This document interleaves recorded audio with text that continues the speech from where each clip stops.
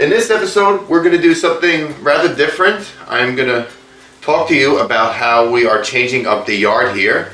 And I want to add this structure that was scratch built by Darius.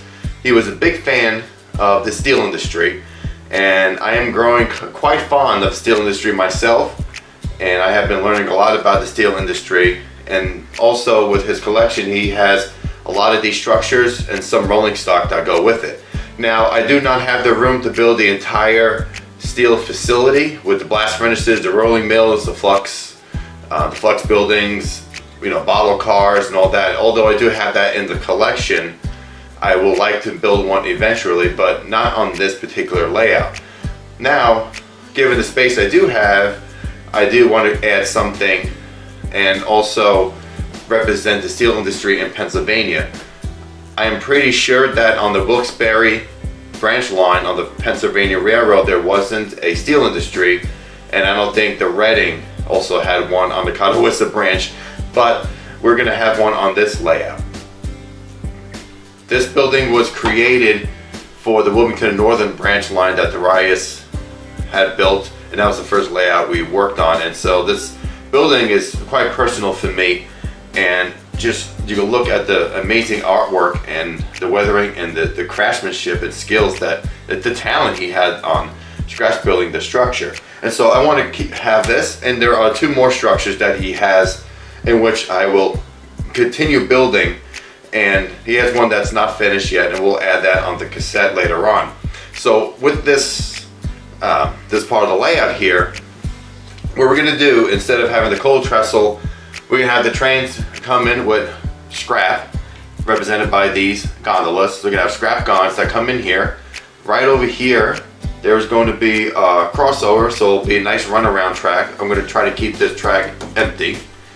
And then on the cassette, which will be to the left of the camera, we will have a spot for limestone and a spot for coke. Theoretically, the trains are coming in with loaded materials, and they're coming out with the finished product and the empty freight cars. So it would be like the steel industry is the backdrop and off the layout somewhere in the distance. And so that will add a little more of an operating plan to just having interchange yard, although I'm going to have interchange track here.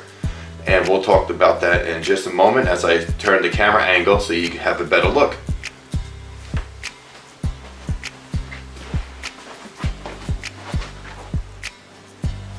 Okay, so hopefully it's a better view for you guys to look at. Now we're going to have here are the gonds. They're going to sit here. Well, the gonds are going to come in here.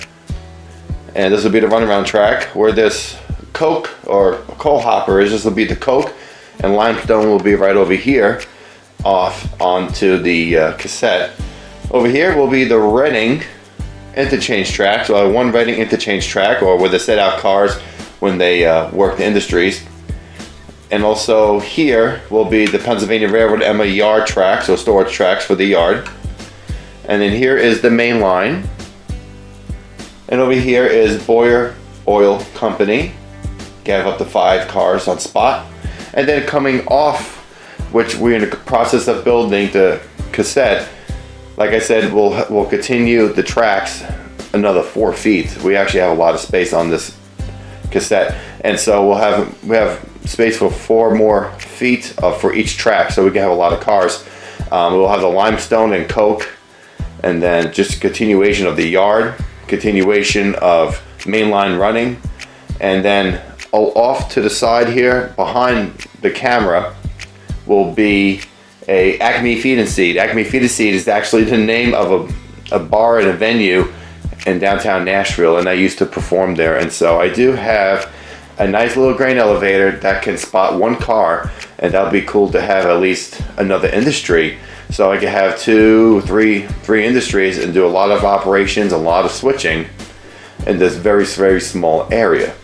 And so I think this will be a better idea than having just a cold trestle on a couple of tracks for a yard. There's more of a scenery backdrop, of course, with a little bit of modeling licensing. It will work out for the better for sure. And then way in the distance we have that rolling mill down there, and we're going to talk about that next. So like the previous video I've showed you, this is actually a little different now, but what stayed the same is the Wilkes-Barre branch main lines right here. And then we have the yard lead, or now this is going to become the Reading connection, so the Emma connection track from the branch line. So instead of having Emma passing siding, it's going to be the Reading connection. And this is going to be the interchange track and also the yard lead coming in. And then here is the interchange yard lead for the actual yard itself. And then back here, we're gonna have a connection. So I don't know if I'm trying to make too much noise with the camera. Okay, there we go.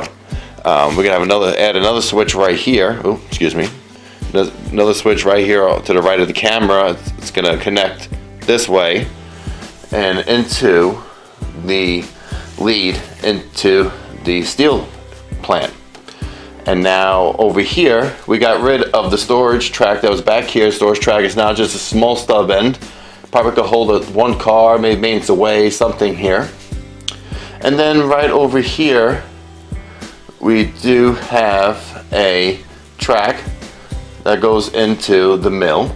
And now this mill will have the finished products, maybe rail or like barbed wire, rolled up coil steel, or something that is a finished product. So the railroads bring in raw materials to the blast furnace or to the steel industry itself, to the left of the camera, and then the finished product comes out of here.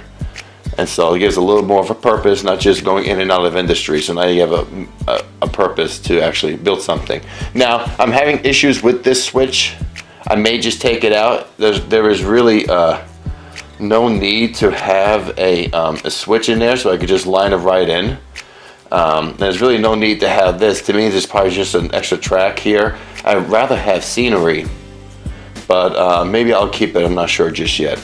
But the points here do not like to stay. If I cannot have the switch stands operated, then I might just get rid of it and just have make it create a runaround here instead. So guys, I think that's really it here, and that's not much else for this, but I think this is going to be really, really cool. Yeah, this will look really, really nice, and to have all the different kinds of loads come in and out, and some detail work and some nice scenery that represents the industrial environment in which the trains roll through in Pennsylvania. So I hope everybody enjoys this video, and thank you for joining me on this journey as always.